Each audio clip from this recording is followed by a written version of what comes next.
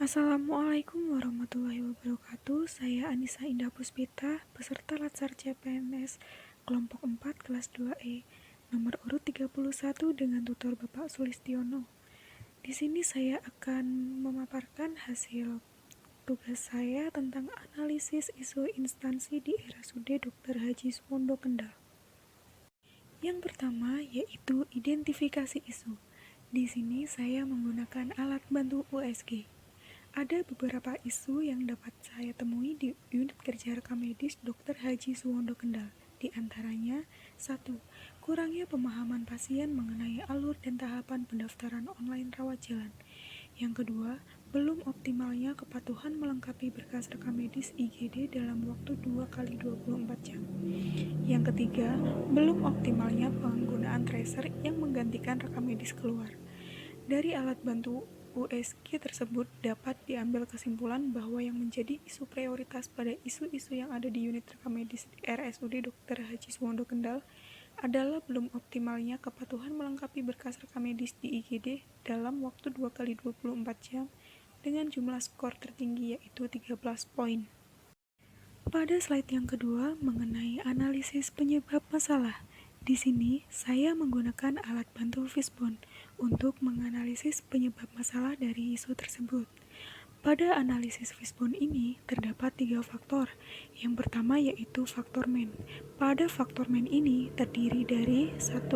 Keterbatasan petugas yang ditugaskan untuk melengkapi rekam medis di IGD. Dan yang kedua adalah kesadaran petugas terhadap kelengkapan isi rekam medis. Kemudian faktor yang kedua adalah faktor material. Pada faktor material ini terdiri dari kurangnya edukasi kepatuhan melengkapi rekam medis IGD dalam waktu 2x24 jam. Dan yang terakhir adalah faktor metode. Pada faktor metode ini terdiri dari tidak ada SOP kelengkapan dan pengembalian rekam medis IGD.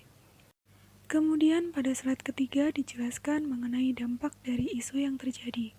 Ada beberapa dampak yang dapat terjadi karena isu tersebut.